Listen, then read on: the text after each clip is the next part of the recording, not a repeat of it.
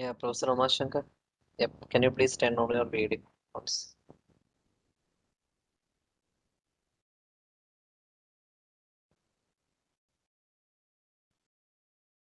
Hello, Professor Umashankar. Yeah, 1 second. I resume this. Okay. Yeah.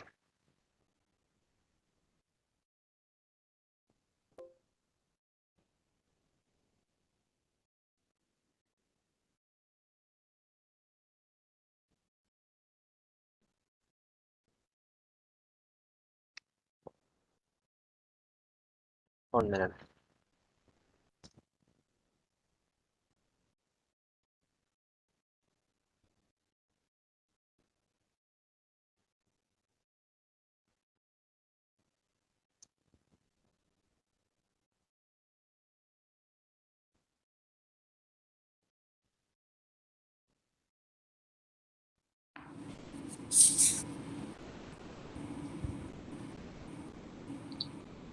Yeah.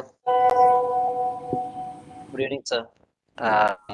Professor Umashankar here. We are our chair. Ajit Good Gopi is evening. also present. Yeah. Good evening. Good evening. Good evening, Dr. Umashankar. Good evening. Nice meeting you today. Welcome. I'm Dr. Ajit Gopi, chapter chair. Yeah. I have known about you. Thank you. Yeah.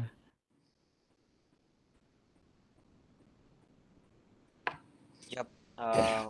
We can start officially. So, a very warm welcome to all the participants. Good evening, good morning for all. So, I will start with a brief introduction of our speaker for this international lecture series. For here, today we have Dr. Umashankar Subramaniam. So, he's an associate professor and distinguished researcher in Renewable Energy Lab, College of Engineering, Prince Sultan University, Riyadh, Saudi Arabia. He co-established the REL lab and director towards the renewable energy and EV related research and projects as per 2030 vision of Saudi Arabia and United Nations Sustainable Development Goals here. So he is also part of 2030 International Steering Committee for Global Ranking and Global Distinguished Expert at Global Education Policy Network towards SDG, and he's also serves as a chair and co-chair of several international workshops and prestigious conferences across the globe. So he previously he worked as an associate professor and head of Department of Energy, VIT Vellore. Has 20 years of teaching, research, and industrial R&D experience, and also he worked as a senior engineer R&D and senior application engineer in the field of power electronics, renewable energy, and electric drives in top companies in like GE Energy, Pactron, INC, etc. And he had also taken leadership roles like the department head, rankings, accreditation, COE establishments, university purchase committee, rooftop solar PV installation, and all. So he was also serving with IEEE a song long year ago. So he was he held positions of vice chair IEEE Madras section and chair of IEEE student activities in 1820, and he's a vice chair of IEEE MAS Young Professional Team by from 2017 by the IEEE Madras section, and he is also serving as an editor of IEEE Access, Helion Cell Press, Springer Nature, AEG Elsewhere, and IES Wiley, and other high impact factor journals. So it's a brief introduction about Professor Umashankar Subramaniam. We welcome you all for this humble arena here, and for behalf of IEEE PES Kerala Chapter, we welcome you all for this land and very relevant topic on this time today. Thank you Thank for you. coming to us, sir. Yeah. Thank you, Dr. Rahul and Dr. Ajit, for inviting me in this wonderful evening and to share some experience about microgrid as well as the EV charging infrastructure.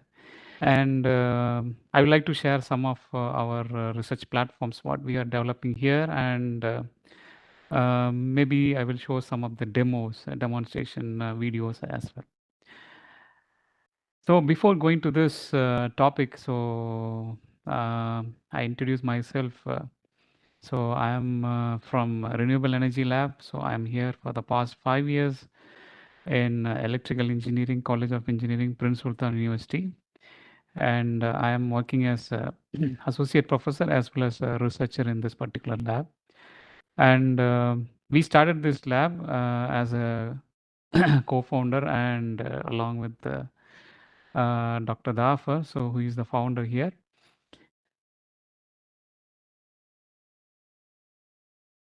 So this is what the microgrid research platform, so what we developed here in this lab, and this is what the thing we are doing it as of now. And we have one electric vehicle also. It is a low cost vehicle, urban vehicle, and so you can see here.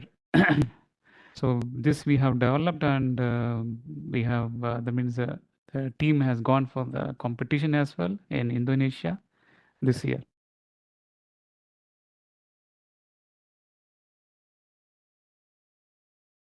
Okay, it's not moving.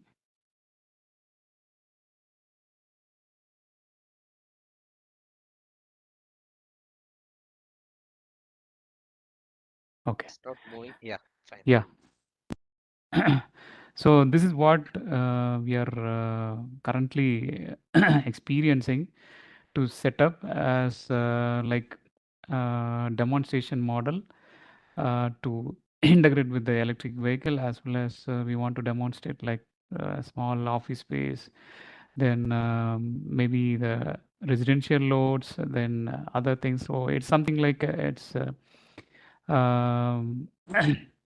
working model, okay, and so that we can demonstrate with the industry as well as the policymakers. So this is what the plan.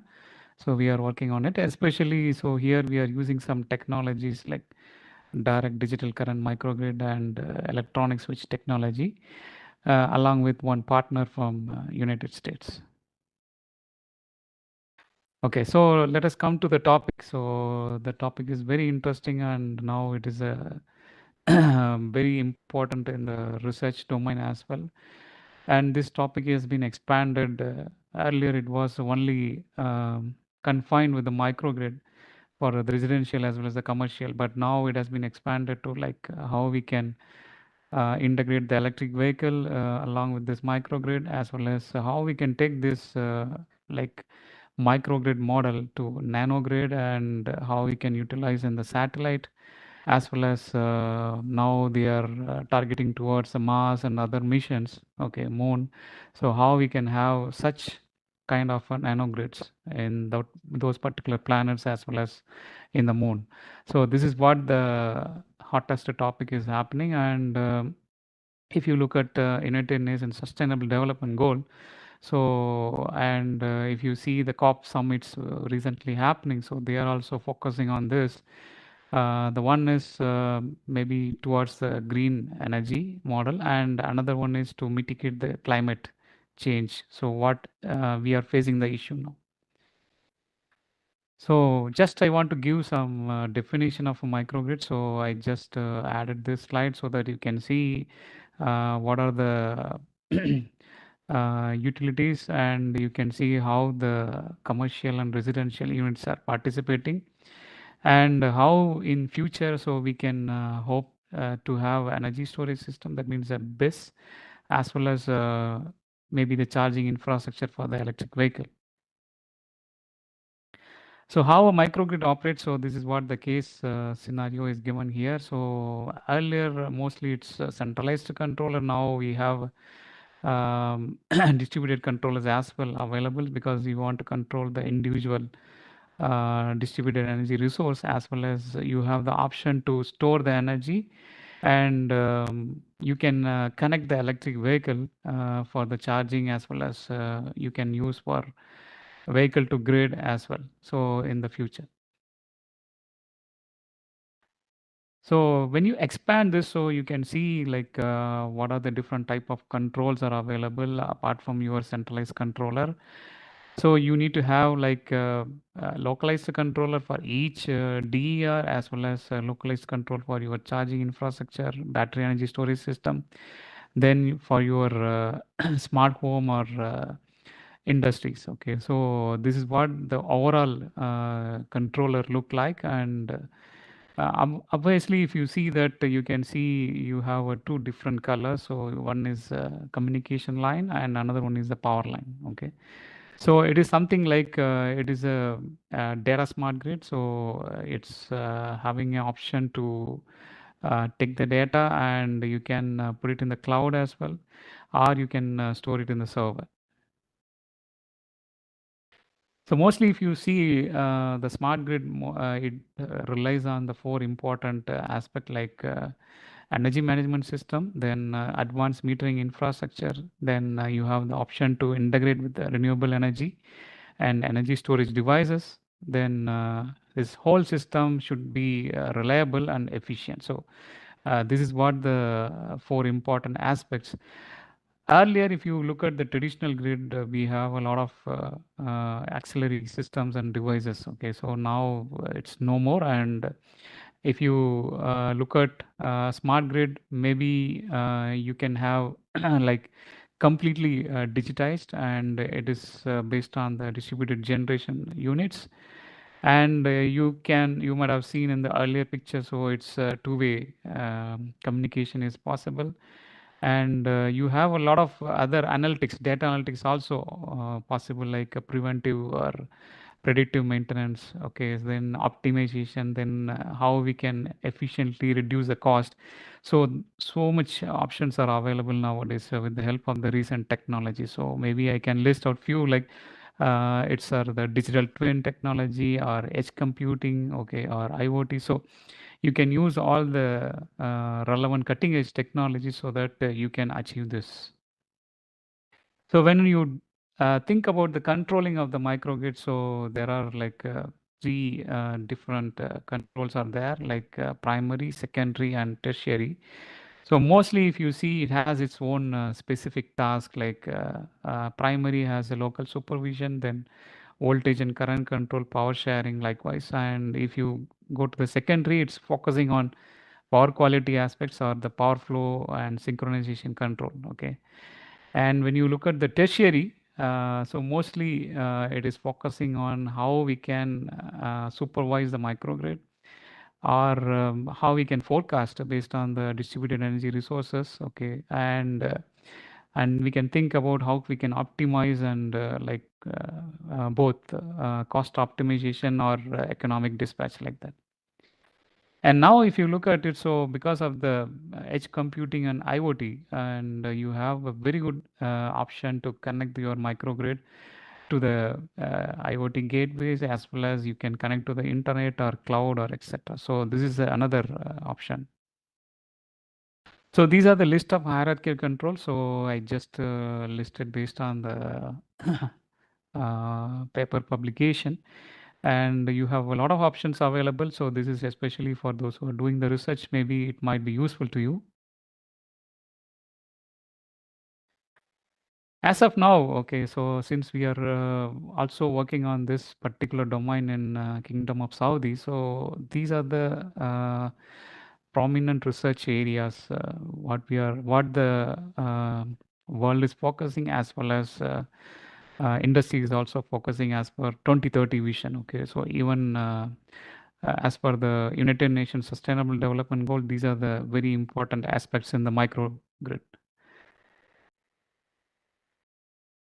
So what is the motivation for this microgrid? Especially we are talking about electric vehicle in India. So you might be knowing there are a lot of taxis. So they have come up with like electric. Then if you see Mahindra Trio, it's a three-wheeler. So you might have seen like in Maharashtra and some of the locations. So it's completely with electric vehicles. So likewise, if you see even personal vehicles also, many customers are having now from the Mahindra or Hyundai or Tata.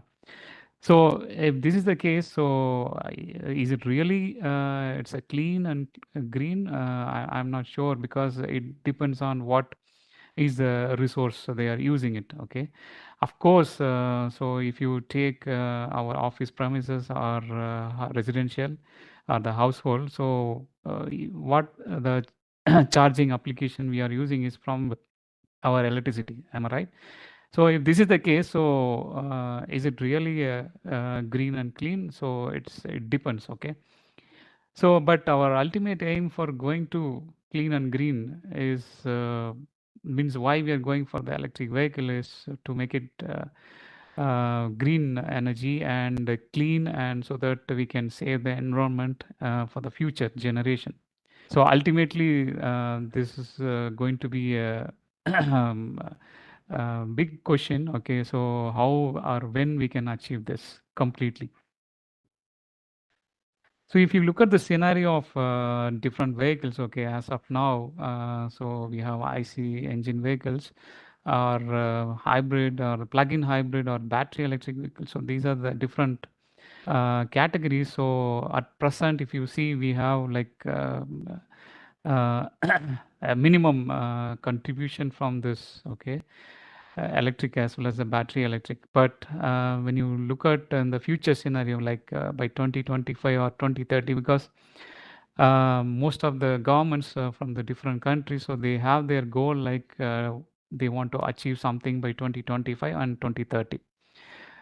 So in case of India, it's something like they want to achieve for the two-wheelers by 2025, and four-wheelers means completely by 2030.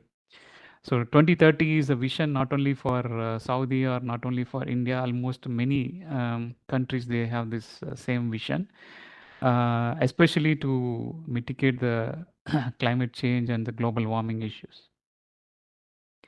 So when we talk about the electric vehicles, so we have like a limited option. Like maybe in India recently they found some mines, okay, related to this battery materials. And if you look at it, so most of the if you look at the worldwide, so most of the battery manufacturing of the mines is from the African region, and it is wholly owned by the Chinese. So if this is the case, so how we can have this means how we can make a huge production. Okay, so this is very important before we go for the electric vehicle. And this is another challenge, because this is again the questionable, like is it sustainable? So that's what the case, like, so they have some alternatives. So you can see here the another one, which is hydrogen based fuel system. This is coming under the chemical storage. And mostly, if you look at hydrogen, maybe many countries they have already started working it, and in India, if you see, they have started the hydrogen forum, and through that forum also they are like giving a call for a lot of research and development projects, and there is a lot of things are going on. Even our transport minister, okay, earlier he was participated in releasing the hydrogen based car in Mumbai as well. So these are the transformation is happening, because we need to have some alternative to battery, because we cannot rely completely on the battery. So this is what the case, like what are the different manufacturers in the worldwide, and what they are doing it, and what are the different battery they are manufacturing, like either it's a EV or HEV or plug-in hybrid. So each has its own specific requirement and stringent policy regulations. So let us look at one video. So this is the one which is introduced by the Sun Mobility. It is called a smart swapping system. And if you look at it in India, so they have tie up with Ashok Leyland in Chennai, and they have just tested this battery swapping system. And if you look at this battery swapping system, so almost it is a very quick. And if you look at it, this is more sustainable and efficient. And not only that, they took only a very less time to swap this battery. So this is what the advantage of going with this. So they took around 3 minutes. Okay. And if you look at it, this is another breakthrough in technology. So it has been collaborated with Ashok Leyland. But worldwide, if you see, they have a lot of companies, they are doing it already. And another thing is the Sun Mobility, as well as if you look at Ashok Leyland, they have set up one tied up with the IIT Madras Research Park, and they already started working on this particular domain. And not only that, ABB, so they also have one big project with the IIT Madras, so in order to demonstrate the charging aspects.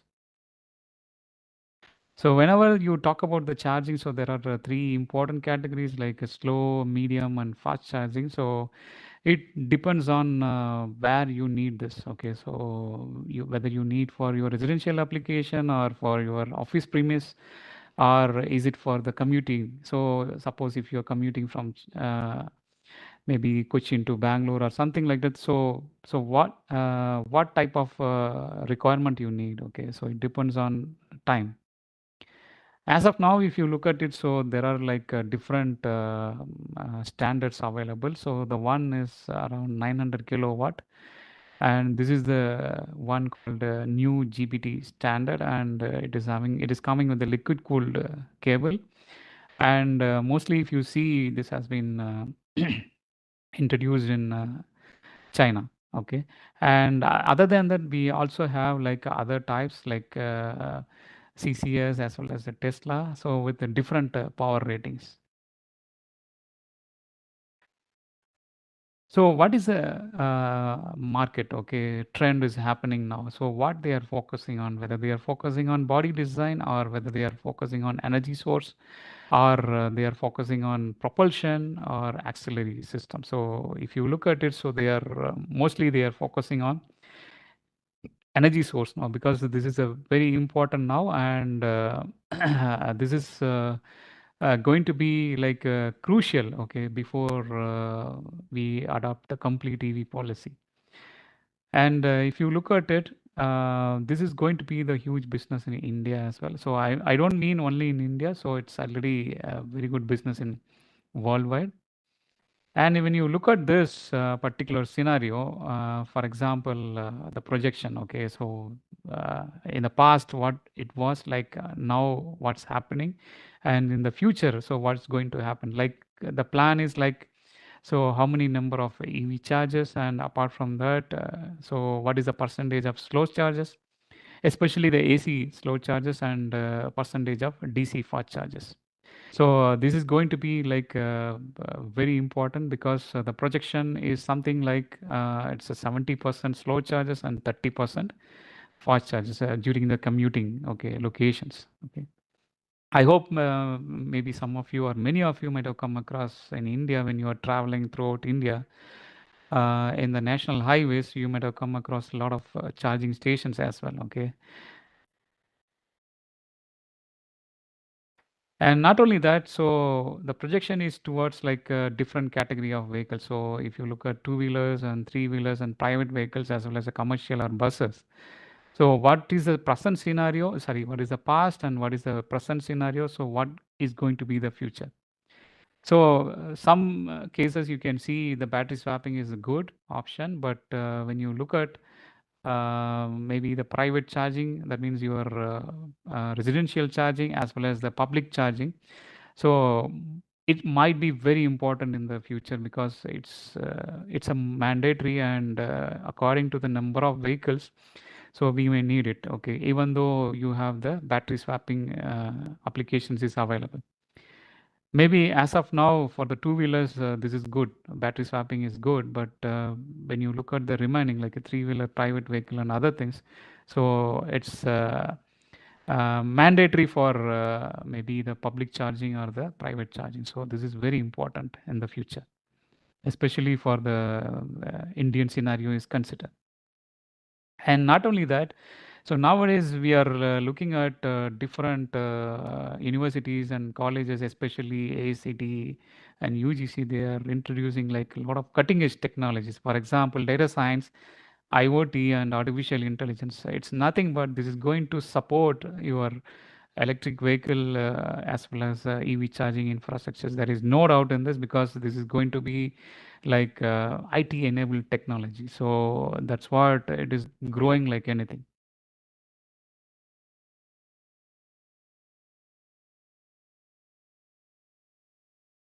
And if you look at it, so I'm in Riyadh, capital of Saudi, and if you see in 2022 itself, they have released this gazette. So it's something like it's a mandatory to allot 5% of the parking space. And if you look at Dubai, so they have given like a lot of like freebies or something like that. So there is no um, tax for the electric vehicle like that. So, and another thing is you no need to pay for the parking for the electric cars. So that's what the advantage, because mostly if you look at the Gulf region, so you need to pay for the parking. And if you look at it, this is in 2020, especially I think in July. So India's first public EV charging they have introduced. I think our honorable minister of transport, so he has introduced this, and this is also the same. So you can look at it. So there is a dedicated EV parking in this plaza.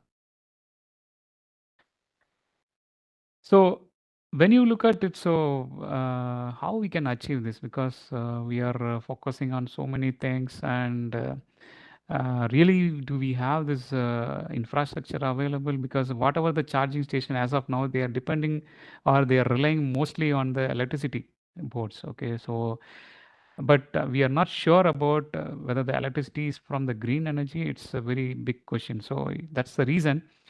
So we need to focus on not only microgrid, not only the electric vehicles. So parallelly, we need to focus on the building aspect. So that means the green building aspect. So maybe in Kerala, I hope they might have some of the government buildings are completely zero energy, net zero energy buildings.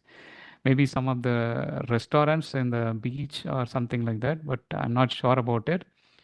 But this is what the scenario. So where we are today, so we are in this particular like smart and green. So we are focusing on now, and we started using the renewable deployment. Okay, like rooftop or other things like. Then why we are going with this? Because we already started the electric vehicle transformation. So we need to have we supposed to connect our electric vehicle for the charging in the residence as well as in the other premises like commercial as well as office premises. And this is something like this is leading to the net zero energy building. So why we focus on net zero? This is the reason. But where the world is going towards in the future, so it's supposed to be like a carbon neutral building, and they are focusing more on like microgrids or eco district or something like smart villages. Okay, so already many countries they have given the importance on this and they started building up this. Okay, but so how we are executing and what are the stages? It's really very challenging because it requires a lot of financial as well as we need the cooperation from each and every stakeholder. Okay, not only from government but also from till the consumer. Okay, so how you can connect with the SDGs? So this is very important because so we have a lot of SDGs starting from 1 to 17, and so each and every SDG has its own specific goal. And if you focus on EV or microgrid, so we are focusing on mostly the carbon neutral or affordable energy. And if you look at the infrastructure wise, like it's SDG 9, we are focusing on it. So, and if you look at, means if you expand again, so it's something like a smart grid or smart cities or community villages. So we are focusing on sustainable and green practices or sustainable cities. Okay, so this is what we are focusing on SDG 11. And we need to have like efficient recycling, reusing, and waste management. So this is also very important because we are thinking about EV and microgrid like a solar or wind. So how we can manage the waste management. So this is very important in the future. Okay, it's not only like a plastic is waste, but also we need to think about the panels and other spare parts from the wind or battery is another like a chemical material. So how we can handle it? Okay, this is very important, especially for SDG 12. And together, okay, with all these things, so how we can mitigate the climate change issue. So this is very important, and this is coming under the SDG 13. So it's something like we need to focus everything. So how we can mitigate the climate change issues. Finally, if you look at it, so this is another important thing, because you might be facing a lot of climatic issues, like the monsoon is not proper, and this year, if you see in Kerala, the rain, like it's not that much, and completely it's changed. The weather pattern is completely changed. And not only that, we are facing a lot of issues like flooding. So this year it's a lot of flooding in different countries, and some cases like landslides. Okay, of course, this year we do not have such issue, but landslides is another prominent thing. So that's what the SDG 15 is focusing. So that's it's something like indirect achievement. So if we achieve the remaining, so we can achieve this SDG 15. So that's the reason. So we not only focus on microgrid or EV, so we need to focus on the building aspects also. Okay, so how we can incorporate the new infrastructure, so that we can have both the microgrid as well as the EV charging infrastructure. Maybe we can add in the future like hydrogen fuel for the storage and other renewables. And there is a new technology is coming for the building. It's something like a BIPV, building integrated photovoltaic panels.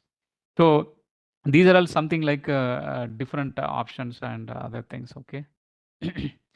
So what we are expecting in the future. So this is like roughly the imagination. So I given here. So this is what we need in the future. So we should have like our residence. Then we should have like something uh, office premises, okay, or something like different commercial buildings, okay, and we should supposed to have like charging stations.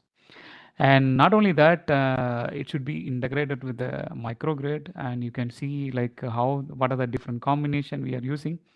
So not only wind, but also we need to have like a solar in the roof here as well. And we supposed to have these processes by using like cutting edge technologies, edge computing or digital twin.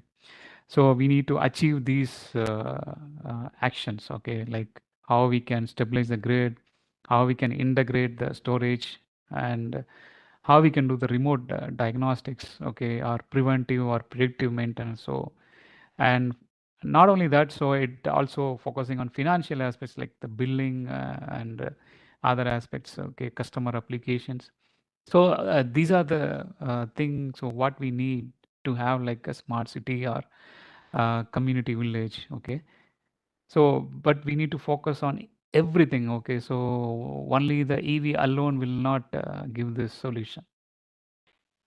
So what we need, okay, so based on this, so as of now most of your conventional power plants are based on one way grid, but what we expect is the two-way energy plus data smart grid. So for example, you can see the centralized power generation units like a nuclear or thermal power plants, so or even other power plants like a diesel or something. So you need to just to transmit for the long distance, because it might be in a specific location and it reach, okay, the distribution side, I mean station. Then it comes to like different consumers like residential or industry or like other infrastructure. So we supposed to have like renewable energy plants like a big power plants, megawatt plants, and also we should have distribution side also. We like to have like rooftop as well as distribution generation. And if we have this particular incorporation of renewable energy, okay, or distributed energy resource, then we have the advantage like the energy efficiency could be more. And not only that, as means maybe now the consumers are more active. If you introduce this, if the consumers are more active, so of course you have the option to connect the electric vehicle, so that you can easily manage the costing and other things, I mean the energy bill. So it's something like a tariff based. So most of the Europe and Western side, it has been already introduced. So maybe in the near future, maybe in India, they will introduce this tariff based. So it depends on the demand. So whether it is in the peak demand or off peak demand or is in the night. Okay. So how you can operate so that you can reduce the electricity bill. And not only that, so you can have like a very good network. So that's the reason. So what we are focusing on like a 5G, and the research is also happening on 9G and 12G or 13Gs like that. So the research is keep on improving, and they want to have like a very high speed communication network. So that you can easily connect your distribution station as well as your consumer, or you can integrate with the DG sources. So finally, so what we need to expect out of this is we need to have an efficient home and efficient enterprise so that we can make a very good or smart demand. This is called demand response. And we should have a smarter supply because we have a flexible distribution as well as a smart generation units using the distributed energy resource as well as the renewable. And because of this, so you can achieve this. So this is something like this is so called smart grid. So uh, the ultimate purpose of this is nothing but this is what we want. Okay. As of now, most of the governments, if you see, they're focusing on like um, unidirectional charging. Okay, so maybe in the future you can see bidirectional charging is also very important because you can support the grid for the stability as well as you can support for your home in case of any power cut. Okay, or you can just use it as like a peak shaving. Suppose if your distributed energy resource is insufficient to supply, so your maybe the battery inside your electric vehicles, so it can just use it as a peak shaving. So this is also another area the research is happening, and many countries they have been already drafted the policy, and it is going to be implemented very soon. Okay, maybe in the western side it has been already it has been implemented, but uh, Asia Pacific region I am not sure about it. Maybe the policy is drafted is going on, I think so. This is the one you can see like how this United Arab Emirates in Dubai, so they have constructed like um, complete area. That means it's completely of smart village or something like that, or smart city. So you can see there is no vehicles, so it's something like unique. Okay. And not only that, Saudi is also planning like 15 to 16 mega projects. So out of it, so mostly it's focusing on green infrastructure as well as completely based on electric or the hydrogen fuel based vehicles. Okay. So these are the research what we did in our laboratory. Something like it's purely based on microgrid energy management system. So we have some critical loads and non-critical loads, and initially we tested for how the hybrid system is working with the PV battery and grid, along with some gensets. Okay. And this has been already executed, and this is one of the research what we did related to the energy storage. So you can see some of the results like how the BESS is modeled, and how it has been achieved. Okay, in case of how we are storing in the BESS as well as how the BESS is supplying back. So these are some of the results like how the BESS is reacting in case there is the main grid is isolated.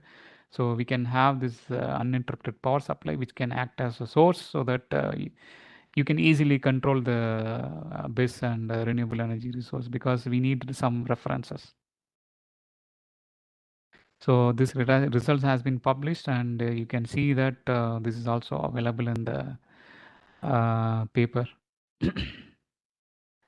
And another one is like a microgrid stability in islanded mode. So this is something another kind of research. It's based on the islanding, and here you can see like how this PV grid and it is interfaced with the DG set, and how you control the critical as well as the non-critical load, and especially for the islanding mode.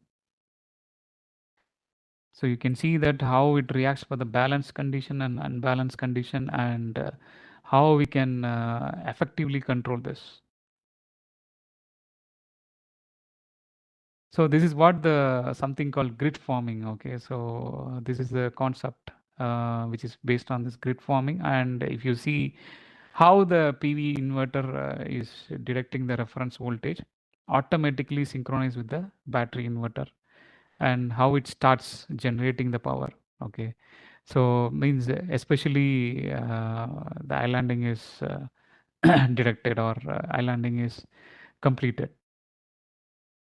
The another one is based on hybrid control of BES along with this PV generator. So if you look at it, so how this concept will be taken to digitized, like digital platform, by using the cloud, and how we can manage this spinning reserve. Okay, for example, we have a different combination with the PV, then you have a genset. So how we can effectively manage this power, okay, from using the 3 different generators, okay, and how we can share the power also by using this. So this is what the final conclusion about this. Then another one is based on like how we can make a supervisory control. Okay, this is something like next level, and this is something like you collect the data for weather forecasting or load demand or generation forecasting. So this is something like how we can incorporate optimization, then forecasting in this particular system, microgrid system. So energy management, if you look at it, so the focus is on unit commitment, economic dispatching, on load shedding. So these are the focus of the energy management system. So mostly the supervisory control is focusing on so how we can monitor the state. Okay, so it has a different states, and it is something like so what you can operate so that you can get the optimized energy bill. So this is what the 3 different cases I have listed out. Okay, so how we operate the different DGs, and along with the battery or diesel genset. Okay, so when you need to switch on the diesel, or when you need to switch off the diesel, and another thing is like how you can power up the non-critical, okay, or critical loads.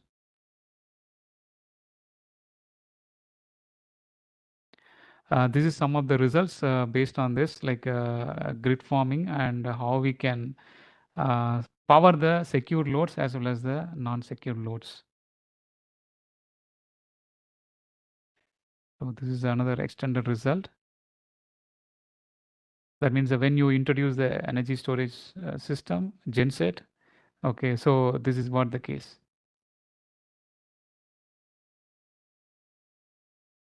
So maybe here you can see like how you can do the like a power transition during the utility tariff change, okay, from low to high or high to low. So how you can just coordinate, and you can use the hybrid scenario here. So this is what the conclusion from this particular research, and this is also has been published already. This is what the final research platform, so what we developed here, and you can see like we have a PV, as well as we have a wind emulator, and also we have the battery energy storage system.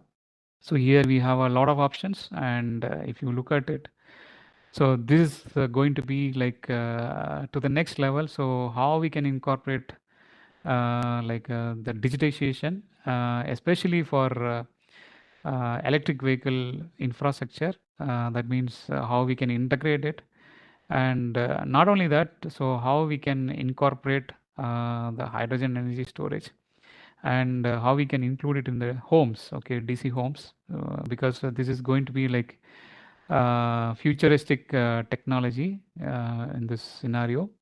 But also we have analyzed the AC powered homes, that means the local community. So you can see like it has been like gradually we did the different scenarios and sections, and now we are moving on to this V2G and G2V as well as the DC homes along with the hydrogen storage. And this is not possible without the help of this cutting edge technology, because uh, you can see like different localities are there, like a rural or urban area. So the rural some sections are very important or applicable, and urban area, yes, of course, the whole system is applicable. And what are the different functionalities we can do is something like cost saving, then local energy trading, scalable, and Wi-Fi enabled. Because if you look at it, rural side, mostly they depend on like 48 volt DC, because maybe if you assume that this is a remote village, so 48 volt DC is a very good and very good system. Maybe you might have seen in the facilities slide in the beginning. So this is what we are focusing here, because we are focusing on especially in Saudi, so focusing on the desert areas, so where they do not have the opportunity to have the electricity. So that's the reason. So we propose this idea, and we are doing some demonstration as well. So this is the one for the remote area. So maybe for urban side, yes, we have a lot of options, and we have a very good means interconnection, because interconnection means we also have AC bus, then DC bus, then we also have this grid option is there. You can connect or disconnect.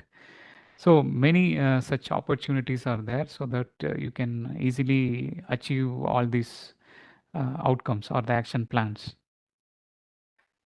So based on this, so circuit, so what we did in our laboratory is like different case studies. So this is something like a graphic user interface. So, and you can see that how the PV, wind, battery-based microgrid energy management system we can easily operate. And not only that, so how we can incorporate the real scenarios, like a change in the wind speed, or the change in the irradiation in the PV, or change in the load. Okay, so like a different load profiles also, because there should be option for connecting the electric vehicle, so the load profile will be different in that case. So so we have a lot of options in this graphic user interface. So we tested this scenarios, and here you can see only the PV and inverter in this particular slide. And here you have like PV is switched off, and you can see here how the wind, which is operating with the MPPT, okay, the maximum power point tracking, and which has been connected to the grid also.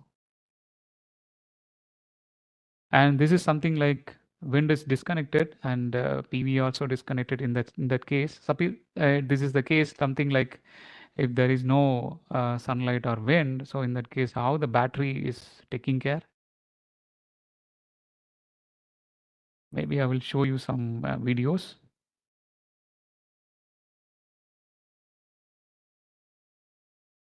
So you can see the real-time scenario. So how this experimental setup has been verified.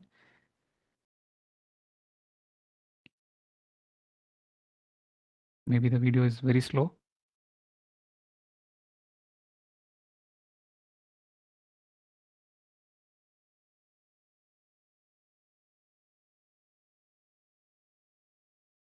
You can see this is the experimental setup. That means the laboratory setup. So what we tested this particular scenario. Since we do not have the panel connection, so we use this solar simulator.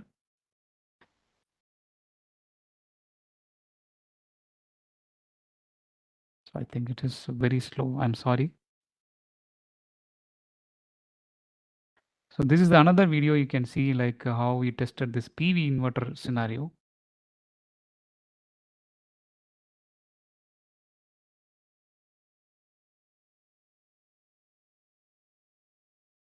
So you can see that how the power is given to the grid. Maybe it's a little bit distortion is there.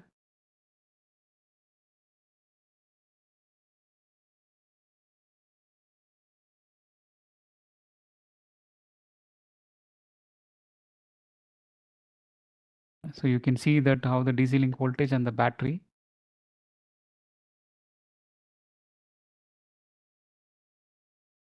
We just tested with some small load.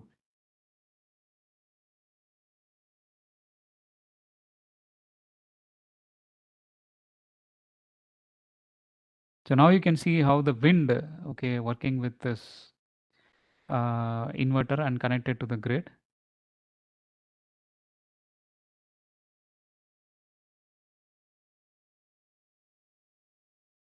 So you can see that you have the option to give the wind speed.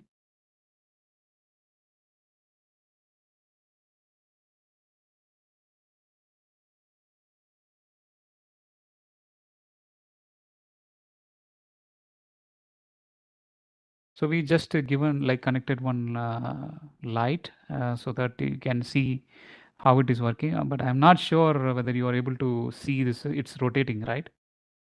I hope it's visible. Because we do not have a wind turbine, so we just emulated the wind turbine with the help of this motor generator set.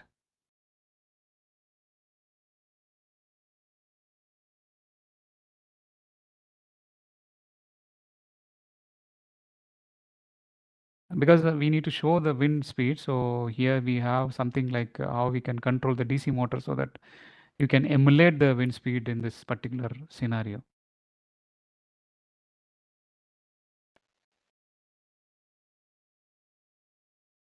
So I hope you might have come across some information about this EV charging as well as the microgrid, and I have given some demonstration as well. Okay, so how we can realize in the laboratories. So and not only that, because the 2030 vision is nothing but it's not only in Saudi or not only in India. So the entire world is focusing on 2030. So they want to have like everything in place in terms of climate change mitigation as well as um, sustainable energy or green energy infrastructure. So that's the reason. So each and every government is focusing and they are working towards it. So with this note, I would like to thank IEEE PES Kerala section as well as the organizers for giving me an opportunity to share my experience as well as some demonstration what we are using in our research lab. And also, if you see, so being a academician as well as a researcher, so we are organizing some special issues in this particular domain like SDG 7. And you can see we are also organizing conference on sustainability next year. That means in February 2024. So you are welcome to submit. And we have tie up with the Springer. So we already got this approval and all the publications will be published in the Springer. And not only that, so all the extended papers will be published in the special issues in the Springer. And since I am in this lab, so I also have some requirements. So maybe I will use this platform. So I'm really sorry. So if you excuse me. So because we are really searching for a very good research engineer with a master's degree, and we really need it for our lab. This is a permanent position in Riyadh, the Kingdom of Saudi. And if you have like if you know any good candidates, or if you are the one of the good candidate with a master degree, full-time master degree, and with some experience, okay, so it'll be good. You can just apply. And also I'm looking for a postdoc. That means those who finish the PhD, especially those who have like a very good publication records in IEEE transaction or elsewhere or nature. And if you have the full-time PhD degree with the degree certificate, kindly apply, or maybe you can refer, because we are really looking for it, because I visited India in May, then I was there in June, July, but I was unable to find out. Thank you so much, and I really like to thank organizers, and maybe it could be a like an exposing session, so it may not be, I have not given any detail. So I hope so you might have got some information, so maybe you can start working on this particular domains, and we are really happy to support for each and everything. So suppose if you're looking for any, or if you're looking for any collaboration also, we are happy to collaborate. Thank you so much. Thank you, Umashankar. Thank you. And can you look on the comment section with few questions are there, Yeah, I'm just looking at it. or maybe I'll just sit with you regarding. Okay, You can so unshare and you can unshare and screen the screen, I think. okay, yeah. So now, yes, it's visible. Yeah. Am I read? I'm really sorry. So I'm not sure about, because I put it in the 100% only in the volume. Maybe I'm not sure. It's fine. It's the first time. No issues with that. Yeah. Okay. Yeah. Okay.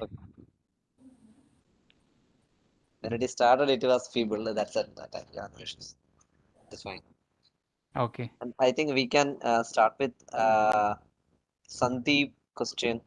Do the EV chargers introduce transient or harmonic disturbance in the network?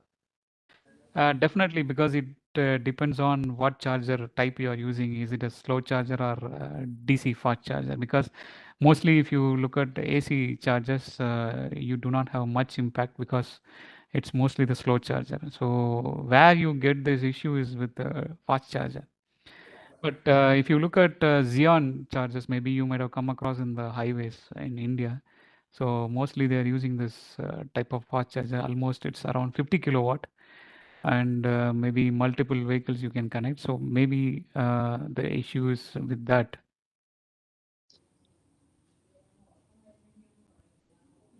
Second question is related to, are the EV charging facilities planned based on the traffic and electric network considerations?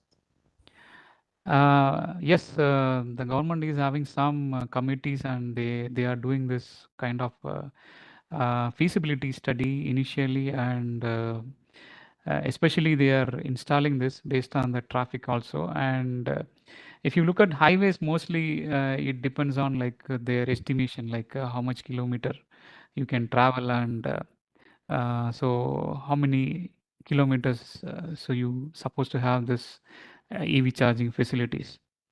So yes, of course, the answer is yes. There is some separate committees there. Sandeep, you are if you are in the participant list, you can unmute and ask.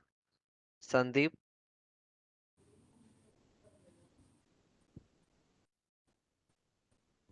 Hello. Yeah, Sandeep, you can. Yeah, one more question I have. Is the vehicle to grid or vehicle to vehicle charging feasible? As of now, this is almost it's in the research. Okay, so they are just trying. So most of the like brands, companies like Tesla, and or if you take Mahindra also, so they are just testing it. Okay, so another thing is vehicle to grid or vehicle to vehicle charging. So vehicle to vehicle, just imagine it's something like you need to connect your battery to battery. So it's a simple scenario. But vehicle to grid, as of now, if you see, it is in the policy level, but in the western side they are just doing the testing, and hopefully it will be soon implemented. Thank you.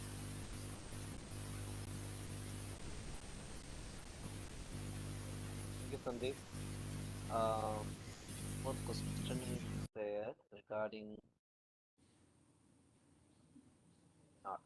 I think so. At present, what are the topologies? Suraj is asking what are the present topologies in bidirectional DC-DC and bidirectional AC-AC converter or AC-DC converters? Mostly, if you see, it's high speed, like DC to DC converter scenario. But in case of bidirectional, so we need to have like high frequency transformer application. So wherever you are using the high frequency transformer, so you can utilize that and you can use this. So, but I'm not sure about what they are using in the market. Okay. So I'm not really sure about what they are using in the market. Yeah. Yeah, Madhav.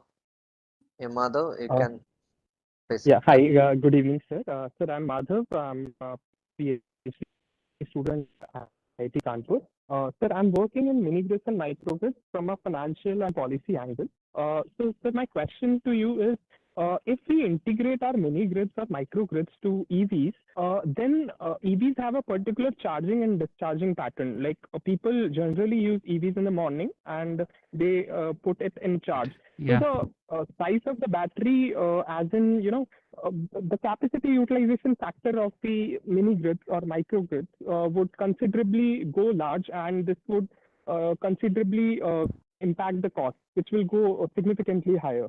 Uh, Sir, so how do you see this? Because, like, particularly for mini grids, we want to supply power at a cheaper rate.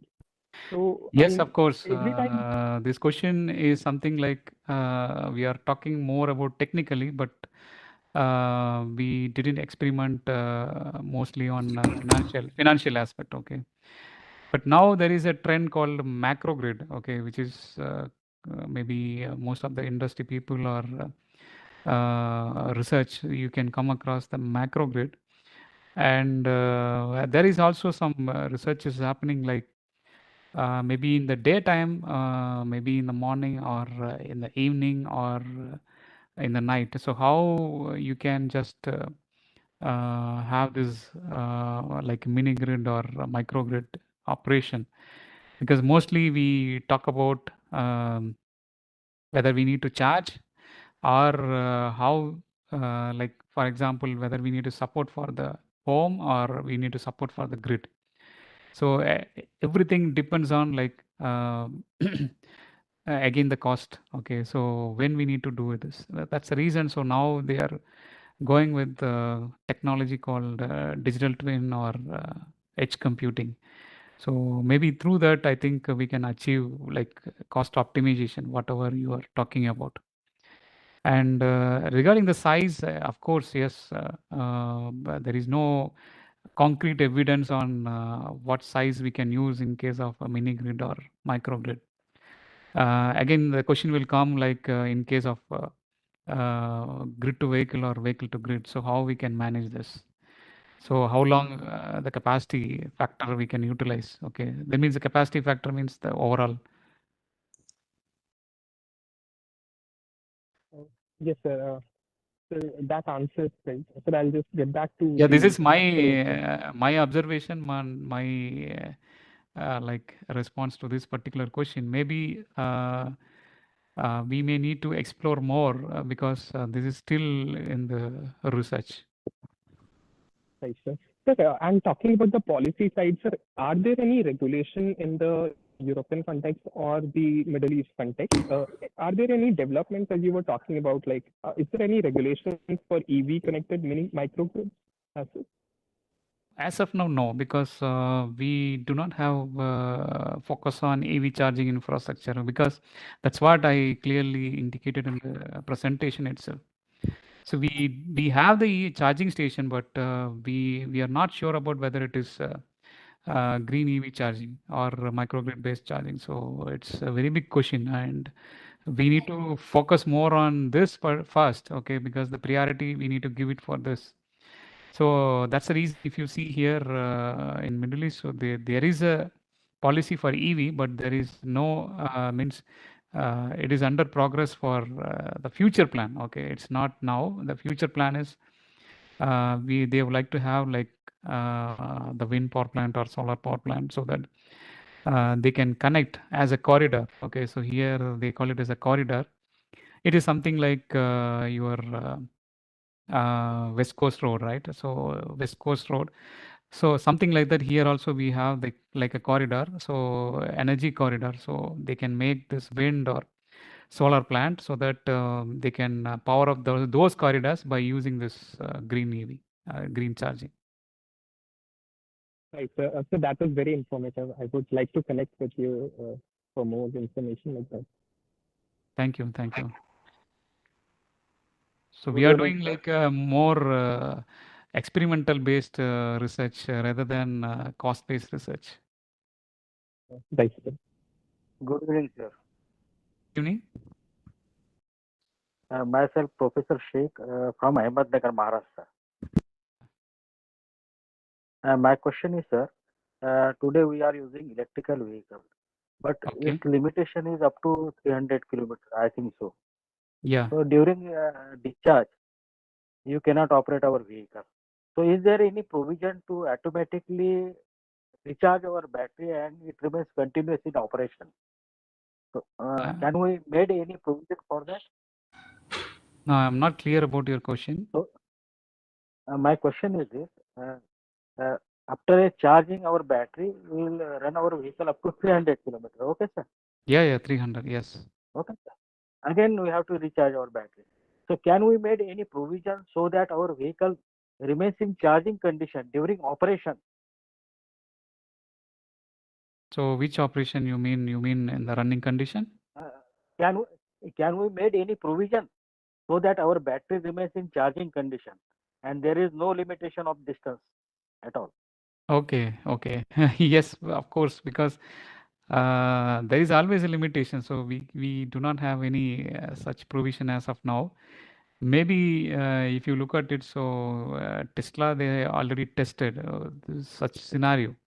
Okay, so how they can increase it, but again, it depends on the sizing. Okay, because the No, Tesla, if what you I feel, see, if PV system is with us, what I feel, sir, if PV system is with us, if we implement it on the roof of our vehicles, no, it's so not. that It's not battery cost. method, It's not cost efficient. It is not something like okay, aesthetic wise also it's not good. And if you look at the load for the vehicle, so it's again you are increasing the load if, by putting the PV in the top.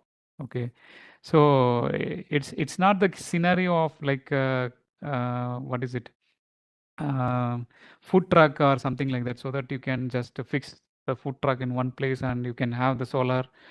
And this might be like for the catering and other purposes it might be good, but running condition it's not advisable. Even if you look at golf cart which is running very slow, maybe most of the campus or maybe they are using in government premises, right?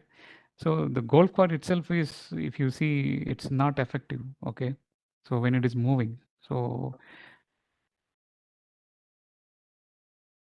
okay, okay. Yeah, thank you, Samshir. Sir, I want to ask one thing regarding the energy management in the upper level, not in the lower level, upper level. Um, is there any research ongoing or a team holding the research of any optimization or control regarding the energy management of microgrid? of course, Considering the because considering the EM, EV, considering the EV and the renewable energy source. yes, of course, that's what I have listed, like different research and whatever we did, the different publication, Yeah. everything I have listed out in the slide, means in the presentation. And the very much focus is on EMS and the BMS, okay, energy management system and the battery management Yes, system. right. But what do you feel? Which of the like which of the there are several optimization algorithm and control algorithm for that. So based on our assumptions in the microgrid, how you feel actually? I mean your Um, perspective in that. For the publication point of view or research point of view, yes, you can go with the like latest optimization techniques because they already proved for some other system. Yeah, Okay, but actual practice, nowhere they are using the optimization techniques or yeah, algorithms. right. Nowhere So they that's are using why it. So the publication wise, we can use any other optimization. Just imagine in my third slide, you can see that Yeah. one electric vehicle, small electric vehicle we designed. Do you think that we incorporated sophisticated system? Nothing. It's a Yeah, very nothing, simple nothing. Yeah, system. right. Very simple system. Only we incorporated something like a power supply, battery, then hub motor. Finish. So you cannot think about all your research concept to actual system. It's And not also possible. it is, I think it is varies with the various assumptions too. Whatever we are considering. And not only So, that, maybe you can take the case of the power system, okay? Because optimization, uh, if you see, the research is happening more on power system domain earlier, okay? And do you yeah. think that the power system or the regulator or any power system company, they have incorporated this optimization technique real time? No, nowhere. So Right. it's not it's the scenario, okay? So for the research purpose, yes, we can go ahead with this. But for the practical implementation, Recent trends actually, we are learning with the learning methods based on that optimization methods and all. So the research is going too far, and and in the industry became the even saturated time. So that's why, yeah, asking yeah, of this. course, if you see the power electronics aspect, okay. So in industry, they are using just a two-level converter. What we are talking about is like 120 level, then 24 level, 72 level, like that. In the research, we are talking about it. But if you see practically, are we using this? No. Do you have any suggestions regarding the data set regarding that EV charging particular? I mean, EV charging, practical EV charging scheduling, any practical data set is available or the suggestions is there? Yes, of course, you can find it from NREL website. Some data sets are available, or you can see some data sets from US, I think Department of Energy. So they also have this, and they also have a lot of reports on this particular data set, and some open sources. Maybe if possible, I can collect, I can share with you. Sure, sir. Yeah, I will starting so those areas in coming days. So that's why I'm asking these questions. Sir. Yeah, Yes, definitely we'll yes, touch with you, sir. of Definitely, course, this is a very good area, like charge scheduling and not only charge scheduling, like how you can locate the nearby charging station is also one of the yeah. important research field. No? Yeah, yeah. Actually, my PhD research is dealing with power system oscillations. So after working in Bosch 1 year, so I shifted to some BMS and this charging methods and also that's why I'm starting few research on that area too. So we will be in touch soon, sir. Yeah, thank you. Yeah, Ajit yeah, Gopi, sir, definitely. we welcome you for the vote of thanks. Yeah, please. Yeah, Dr. Subramaniam, see, I have a question. It's a practical question. See, in Kerala, that a lot of electric vehicles are coming up. So it's manifold now. It's more than 1 lakh. So Yes, it of was course. in 2021. It was on 6,000. It is now more than 1 lakh. EVs are there. So the challenge we are facing is, see, in the evening, people are plugging to the grid, and Okay. when we are trying to integrate this into the with the PV to supply green energy or maybe to offset it, so it's difficult if you go for offsetting it in the charging infrastructure. Generally, the charging infrastructure will be set up by the small business groups where you Yes, of don't have course. the rooftops. So Yes, yes. it's a kind of challenge that if you have any other area or maybe a facility where you can put up the solar panel and all, then offset equivalent stuff, equivalent energy by them if we make some mandatory requirements. So this is actually challenging, and that is making a lot of what you call threat to the grid. So what you Of suggest actually course. practically possible to integrate Uh, PV into it? No, anyway, we couldn't go for Evening, the it's not possible. Yes. yeah we Evening, it's not possible. And if you go for the best, like a battery energy storage system, it is a costly one, and you cannot accommodate, and the burden will be for the consumer. So the best solution is the tariff based, because so that you can expose the give the exposure to the consumer so that he should be vigilant and what time he need to charge, what time he should not use the EV charging. So this might be the optimum solution, like incorporating the tariff-based SIM. And another thing is maybe if there is a possibility like any other green resources, for example, suppose if you have a lot of waste, wood waste or something like that, you can think about like biomass plants. So that doesn't depend on the climatic conditions. So only you need to have the resource. And the second thing is about the wind, because mostly if you look at Kerala, it is in the coastal area. But I'm not sure about what forecasting they are looking at. It is not a promising thing based on Okay. our basic studies, because it's Okay. hardly less than the average annual wind speed is below 3 meters per second, which is not a threshold wind, or maybe Okay, cut in wind for a small wind turbine to work. So at least a minimum we should have like Yeah, exactly. So cut in Yes. wind speed is very less. Of course, it will work in Idukki and Palakkad in Okay. some part of that. So this So is actually why I yeah. thought this is because I have come across like the Coimbatore belt, and if you look at Kanyakumari or Nagarkovil, so I thought like because it's very close to like Trivandrum or something like this. This side you have a Palakkad region. So I thought that okay, maybe in this area, so you can incorporate your concept. Yeah, And this there is are, of possible. course, there are pockets, like, for example, in Palakkad Gap near Walayar area, we Yes, have Walayar. in Western Ghats, we have like areas under Ramakkal made stretch. So that those areas are actually having very high potential. Okay. And some areas near to Kanyakumari is also having potential. Yes, yes, of course. Yeah. Yeah. So this is actually very challenging, that we need to make it green.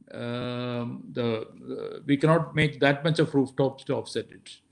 But the other solution, whatever I mentioned, I think it's feasible because you have like a tariff-based. very good nature, and you have a lot of trees in the forest, and definitely there will be some waste. So maybe if they go for like a biomass, something like that, I think it's feasible. Maybe the comparing with the tariff-based thing. Yes, of course. The tariff-based thing, I think we can make further studies on that. Biomass gas fire, actually, some experiments done we have Okay. in some food industries and in bakeries and in small units. So see, the issue is like you have that much of density for your wood particles, wood pellets. Yes. So see, we cannot make. So some experiments they used the coconut shells and all. Yeah, yeah. But the issue is like getting this wood pellets regularly is an issue. It's a But of course, challenge. it's happening in small food industries. Anyway, thanks for your inputs. Yes, of course.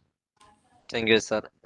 Moreover, he is in charge of I think director of ANAT, so that's why you can get more valid data, Ari, in Kerala side. So yeah. Is there any other queries from the other participants? Hemant, your hand raised. So is there any other question from Hemant?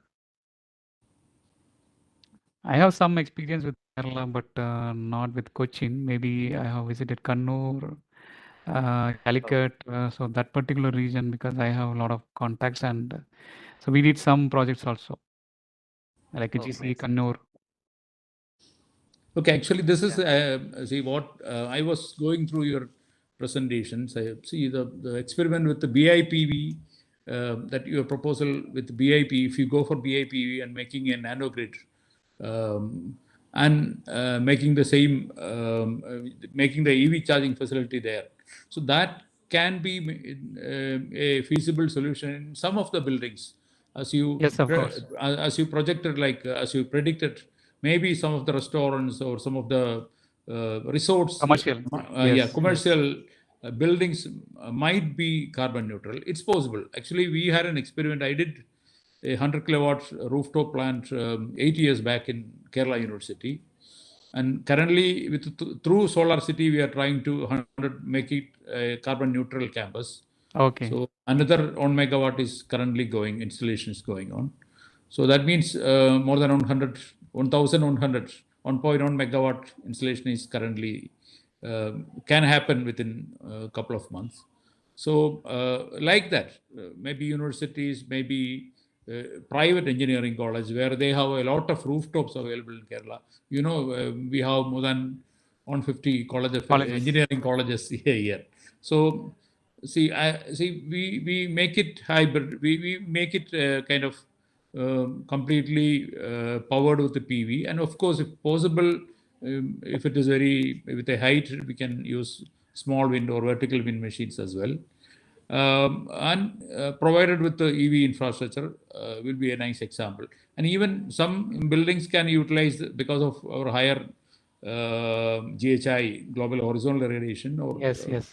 Kerala is having around, I think, more than 5.5 sun peak hours. So I think BIPV is also possible, no, wherever maybe on some of the windows Yes. projections you can use it. BIPV mostly, if you see in Gulf, mostly they are targeting on urban location, not the rural location. So something like building with is having, you might be knowing Dubai or something like that. So they have a very high, tall rise building. So that's the reason. So BIPV is very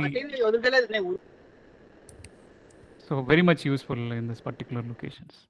Yeah, that's right. That's right. Actually, that area I think we can look into because in Kerala, you know the if you look at Kerala, we don't have villages as such. We have kind of urban environment. If you go even to the Western Ghat or you go to the coastal areas, it's all gatherings, all buildings everywhere. It's a distributed city in kind of a distributed city. So there is a chance that the public facilities, district panchayat buildings or government buildings can be converted to this kind of small or nano grids. Yes. And only thing is the challenge we are facing is the what you call the engineering side of it, the control of the nano grids.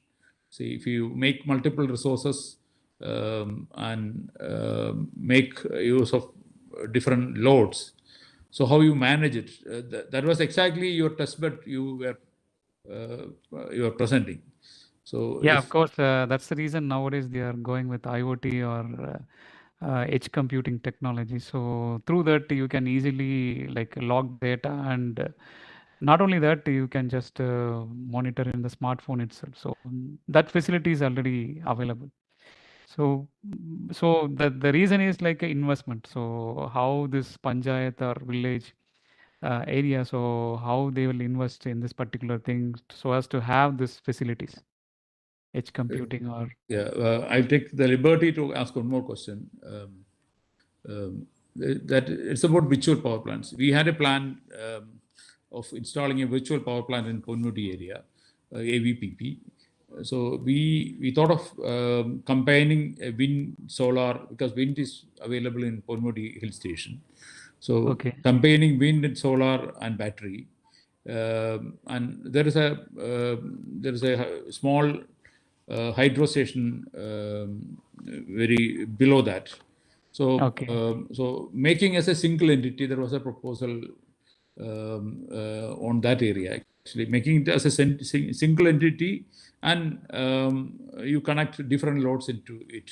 So, is there any kind of experiment or research going on that side, making different VPPs and managing the whole resources and load? Yes, of course, VPP is another hot topic in this particular research, virtual power plant or so-called, what is it? So now they have a lot of research happening, but I'm not sure about, because you're talking about the practical one. So that's the reason. So everything we unable to incorporate in the real time. So maybe we can test it. Maybe in the test it is showing good results. For example, whatever the test bed I have shown. But if the same thing, if I use the real wind turbine or panel or something like that, so how I get the result is really questionable. Yeah, in fact, we are really looking for it. Actually, we put that proposal in the budget 1 year back, and currently we are looking for some international collaborations on that side, Okay. who can provide technology on this VPP, where it can be a single entity, so that we can control different resources like micro, hydro, wind, solar, BS, so all together, and with connecting with all different kinds of loads. So especially you want to have like energy management system. Yeah, exactly, energy management system. But it's really questionable because you said something like hydro, so I'm not sure about it. Yeah. So it's also okay. It's not intermittent like solar or wind, but it is again a questionable one. Okay. Anyway, let's see. But it is good that you are involving yourself in a lot of projects, and I have come across a lot of Because he is coordinating the events whole also. thing. Yeah.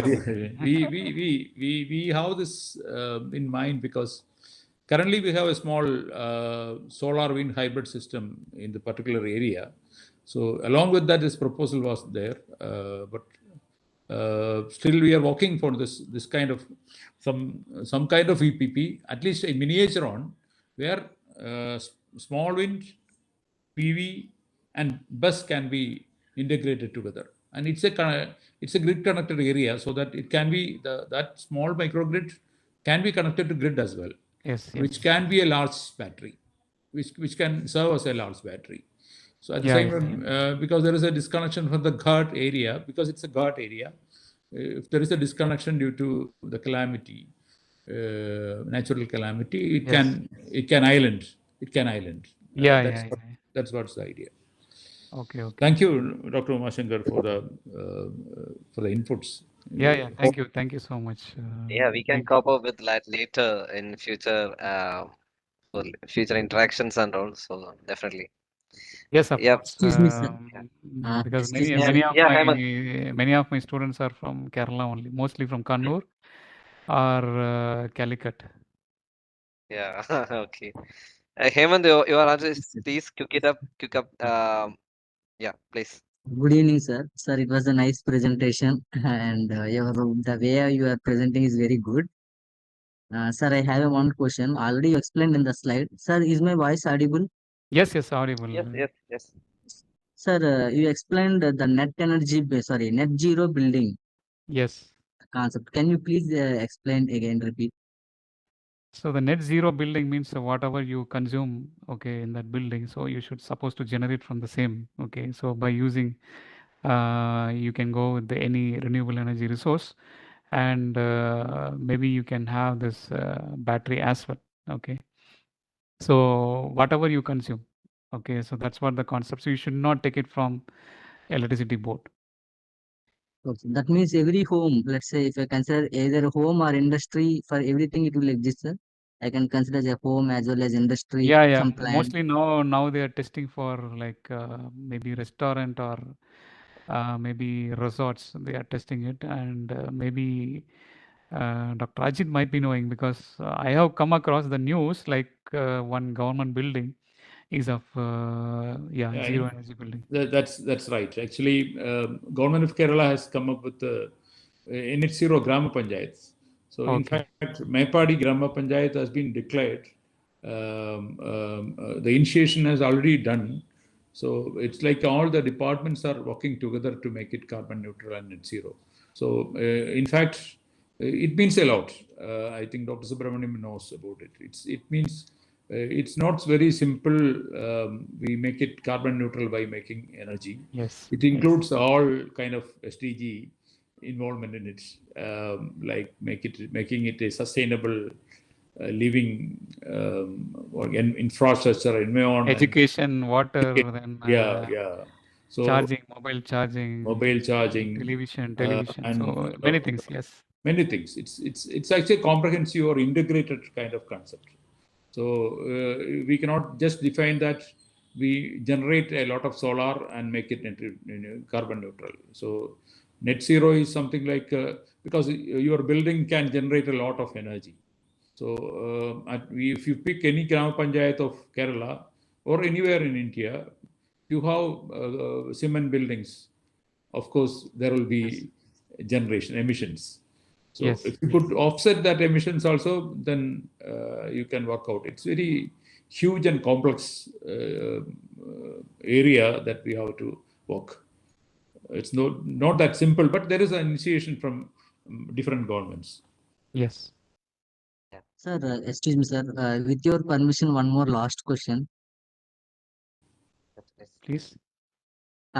Sir, usually I heard the words like smart grid. As the smart grid means we will incorporate smart things from the generation to still transmission and distribution every side. So that we can call it as a smart grid. Whereas from microgrid, usually we will use the word microgrid. But mostly smart appliances, advanced metering, everything is incorporated in the microgrid side. But I haven't seen the word smart microgrid. So is smart microgrid will exist, or we can call that word microgrid as a smart microgrid? It depends on the terminology. So you can use also. Many places they are using it. Oh, okay. Thank you, sir. Thank you. Thanks a lot, Dr. Umashankar, for spending a lot of time, lot of extra time for us. Yeah, we I will think for keep in you touch only with you because in it's your almost session. 9:30 there. Yeah. So our chair is here, so I just leave the responsibility of vote of thanks to Ajit Dubey sir now. Yeah. Thank you. Thank you, Dr. Rahul. Actually, it's my pleasure to be with you today. We are privileged to have you, Dr. Umashankar Subramaniam, and part of the international lecture series organized by our own Rahul, Dr. Rahul Satish. Actually, it is, I should say that it's a mind-blowing response from the international arena. We are getting a lot of international participants in all these lectures, research scholars, master students. So very, very, very good initiative by the PS Kerala chapter. And I'm very happy that you could spend your time for this lecture and up to the late evening today, tonight. And thank you so much Thank you. on behalf of IEEE PES Kerala Chapter for this enlightening speech and discussion after that. Thank you. Thank you again. Thank you, Dr. Ajit, as well as Dr. And this is really a pleasure because IEEE PES Kerala is one of the active chapter because I'm also in the group. So I'm also watching each and everything. So it's a wonderful thing because I was earlier with the IEEE PES in Tamil Nadu. Okay, so now I have an opportunity to meet you all so that because you are also expertise in this particular field and you are doing some social aspect related projects. And I had a connectivity with Dr. Rahul, who is doing a lot of research. So it's really a good platform to interact with you all, and thanks for the opportunity given. We have Blasan also here. Blasan? Thank you. Hi, sir. Good evening. Good evening. Good evening. Blasan is actually our student representative, responsible for all the student programs here. It's really, you guys are blessed because in India you have a lot of student support and you can execute so many activities. So it's really, really good. And another thing is that they are taking the volunteership is really nice.